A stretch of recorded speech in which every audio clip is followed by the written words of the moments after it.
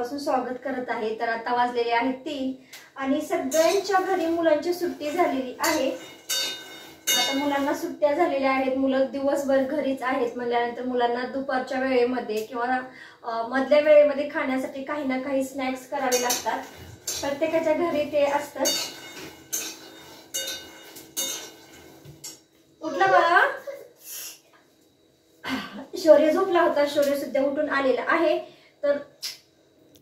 तर आता मी कामाला लागलीच होती। तर दुपारचं जे काही ठरवले होते स्नॅक्स ते करायला लागले होते। तर तेवढा शौर्य उठला आणि तो आल्यानंतर त्याला थोडंसं घ्यावं लागलं। लहान मुलं बघा कधी झोपेतून सकाळी झोपेतून उठू किंवा दुपारच्या झोपेतून उठू, पण झोपेतून उठल्यानंतर त्यांना पहिल्यांदा ही मम्मी पाहिजे असते आणि मम्मीने थोडा वेळ त्याला पॅम्पर वगैरे केलं तरच ते बसतात। तर शौर्यला थोडंसं उचलून वगैरे घेतलं, त्याला समजावलं आणि त्यानंतर त्याला बाकीचं मी करायला लागले।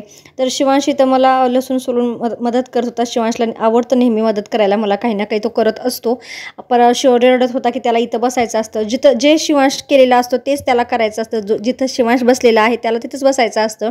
शिवांश थोडासा माझा समजूतदार आहे, तो माझं लगेच ऐकतो, उत्तर म्हणलं की उतरतो। जे काही शौर्य जर थोडासा जिद्दी आहे, तसं असतंच। 2 मुलापैकी एक मुलगा समजूतदार आणि एक मुलगा छोटा मुलगा थोडासा जिद्दी असतोच, तर त्याला त्याच्या मनासारखंच करावं लागतं।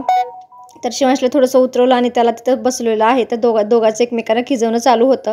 तर ते करतच माझं एक साईडला मी शेंगदाणे भाजत आहे आणि 2 लहान मुलांना घेऊन काम करायचं म्हणलं तर खरंच खूप अवघड आहे। तर शौर्यला बोलत एका साईडला मी ठेवत मी शेंगदाणे वगैरे पण भाजून घेते।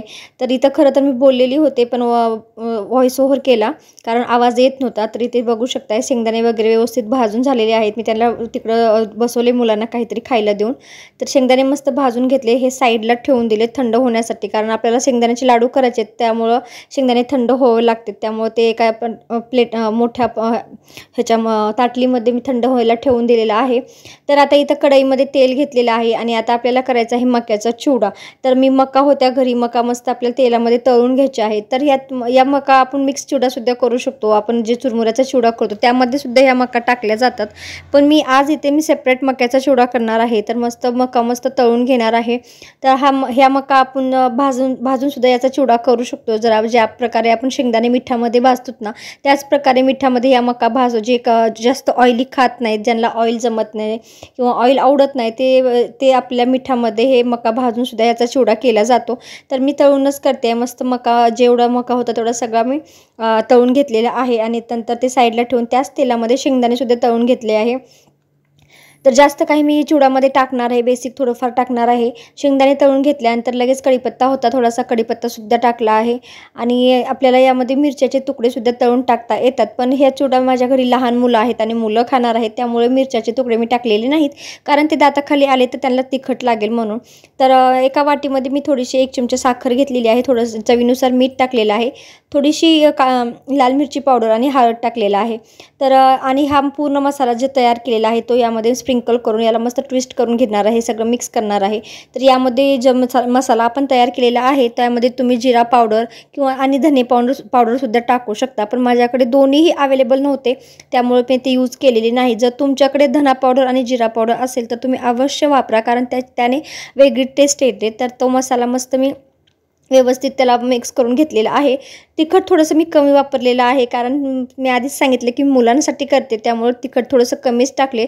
तुम्ही तुमच्या आवडीनुसार तिखट वगैरे करू शकता किंवा यामध्ये आणखीन काही तुम्हाला ॲड करायचं असेल, काजूचे तुकडे वगैरे ते सुद्धा तुम्ही तळून टाकू शकता, पण मी बेसिक सिंपल असं केलेलं आहे। तर मका चिवडा तयार झालेला आहे, ते सुद्धा मी साईडला काढून ठेवले। आता इथं छोट्या कढईमध्ये तुम्ही बघताय की मी 1 चमचा तूप टाकलेलं आहे आणि त्यामध्ये मीठ आणि हळद टाकलेलं आहे।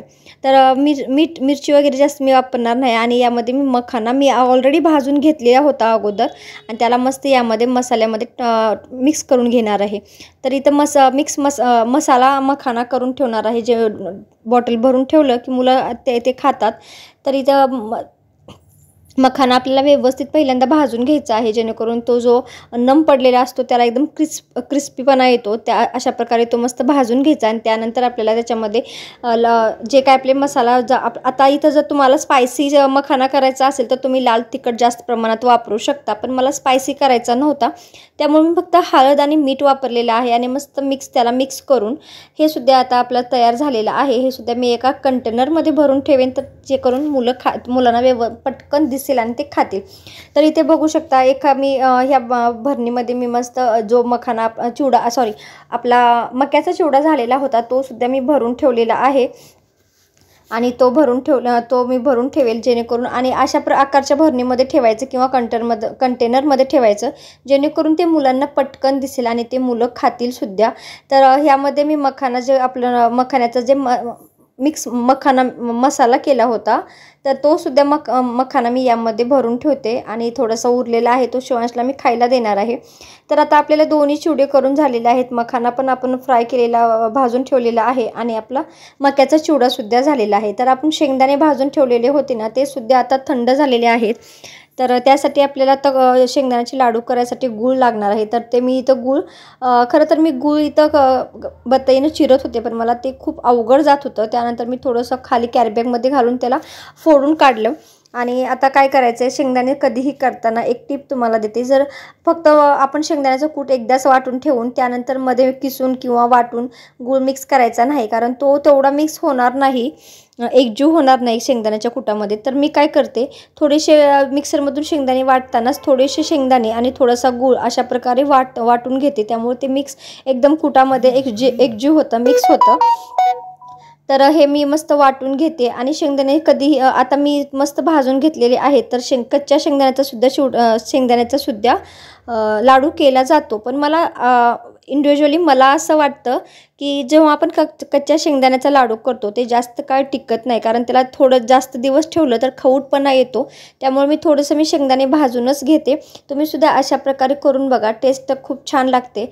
जर तुम्हाला हवा असेल तर यामध्ये तुम्ही काजू बदामाची पावडरसुद्धा टाकू शकता. मी यामध्ये काजू बदामाची पावडर वगैरे काही टाकले नाही, कारण मुलं माझे काजू बदाम असे ऑलरेडी खातात. जे मुलं खात नाहीत त्यांच्यासाठी जे मुलं काजू बदाम असं खात नाहीत त्यांच्यासाठी तुम्ही यामध्ये काजू बदामाची पावडरसुद्धा टाकू शकता. तर आणि दुसरी एक टीप म्हणजे जेव्हा तुम्ही शेंगदाण्याचे लाडू करतात तेव्हा जे मिश्रण आपलं गुळाचं आणि शेंगदाण्याचं वाटून घेतलेलं आहे ते जर तुम्हाला थोडंसं सुट्टं दिसत असेल किंवा लाडू बांधायला तुम्हाला अवघड जात असेल तर त्यामध्ये तुम्हाला 1 ते 2 चमचे तूप टाका, वितळलेलं तूप टाका थंड झालेलं आणि मेल्टेड, आणि त्यानंतर तुम्ही लाडू बांधू शकता. तेव्हा तुम्हाला मस्त लाडू बांधता येतील. पण मला इथं काही अवघड वाटत नव्हतं किंवा मला जास्त असं सुट्टं सुद्धा वाटत नव्हतं. त्यामुळे मी तूप वगैरे न टाकता अशाच प्रकारे लाडू बांधते. तर मी सगळे लाडू बांधून घेते. तुम्हाला आजच्या रेसिपी कशा वाटल्या आणि जे मी टिप्स तुम्हाला मध्ये दिले ते सुद्धा कशा वाटले ते कमेंट्स करून नक्की सांगा. आणि त्याचबरोबर जर आपला व्हिडिओ तुम्हाला कुठंही थोडा जरी आवडला असेल तर प्लीज चॅनलला प्लीज व्हिडिओला आपल्या लाईक करा. आणि त्याचबरोबर अशाच प्रकारे तुम्हाला व्हिडिओ पाहायचे असतील तर चॅनलला सबस्क्राईब करा. आणि जे साईडला बेल आयकॉन दिलेलं आहे ना ते सुद्धा क्लिक करा, म्हणजे जेणेकरून माझे प्रत्येक नोटिफिकेशन तुमच्यापर्यंत येईल. आणि तुम्ही जे लाईक करता ना ते एका लाईकमुळं माझा व्हिडिओ 4 जणांपर्यंत पोहोचण्यास मला मदत होईल. त्यामुळं प्लीज व्हिडिओला लाईक जरूर करा. तर आता माझे लाडू सगळे बांधून झालेले आहेत. हे सुद्धा मी एका कंटेनरमध्ये किंवा एखाद्या डब्यामध्ये भरून ठेवते.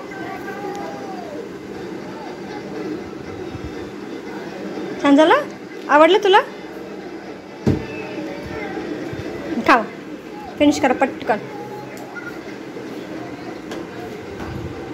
शिवांशला मी लाडू खायला दिला, त्याला खूप आवडला आणि त्यानंतर मी सगळे लाडू डब्यामध्ये भरून ठेवते. हा तुम्हाला व्हिडिओ थोडासा लेट येणार आहे, तर तो व्हिडिओ लेट का येणार आहे ते तुम्हाला उद्याच्या ब्लॉगमध्ये तुम्हाला मी नक्की सांगेल. व्हिडिओ थोडेसे लेट आलेले आहेत. तर आता 4:30 वाजलेले आहेत. तर आपल्या सगळ्या रेसिपीज करून झालेल्या आहेत. सगळे जे स्नॅक्स करायचे होते लाडू वगैरे तुम्हाला दाखवलंच आहे ते सगळे झालेले आहेत. तर माझ्या ऑल रेसिपीज तुम्हाला कशा वाटल्या ते कमेंट्स करून नक्की सांगा. थोड्याशा जरी तुम्हाला व्हिडिओ आवडला असेल तर प्लीज चॅनलला लाईक करा, त्याचबरोबर चॅनलला सबस्क्राईबसुद्धा करा आणि जे खाली दिलेलं बेल बटन आहे ते सुद्धा क्लिक करा, जेणेकरून माझे प्रत्येक नोटिफिकेशन तुमच्यापर्यंत मिळून जातील. आणि आता सध्या मुलांच्या सुट्ट्या झालेल्या आहेत, मुलं दिवसभर घरीच आहेत, तर त्यांना मधल्या वेळेमध्ये खायला काही ना काही लागतंच. तर त्यासाठी मी अशा प्रकारचे रेसिपीज करून ठेवले. बाहेरचं देण्यापेक्षा आपण जे काही घरी करतो ते दिलेलं कधीही चांगलं आणि पौष्टिकसुद्धा असतं. तर आज आणि आपल्याला दर 8 दिवसाला वेगवेगळ्या व्हेरिएशनमध्ये काही करता येतं.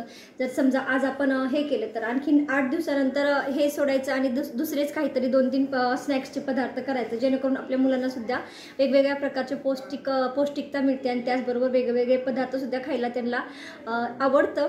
तर माझ्या घरी तर खूप आवडतं शिवांशला आणि शौर्यला दोघांनाही भरपूर वेगवेगळ्या प्रकारचे मी जे काही करेल ते खूप आवडीने खातात आणि वेगवेगळ्या प्रकारचे लाडूसुद्धा त्यांना खूप आवडतात। तर माझ्या घरी नेहमी शेंगदाण्याचे लाडू, बेसनचे लाडू हे नेहमी असतात कारण त्यांना खूप आवडतं लाडू खायला।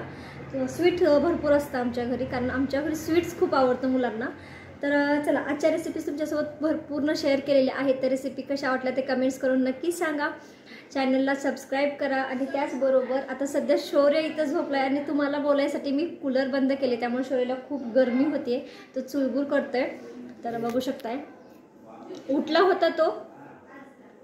उठला होता परत येऊन झोपी गेलाय। तर आता मी कूलर बंद केलं होतं कारण तुम्हाला बोलायचं म्हणलं तर कूलरचा आवाज खूप येतो, तर माझा आवाज येणारच नाही त्यासाठी। तर आजचा व्हिडिओ इथेच एंड करते, भेटूया अशाच एका नवीन व्हिडिओमध्ये। तोपर्यंत जय जिजाऊ जय शिवराय।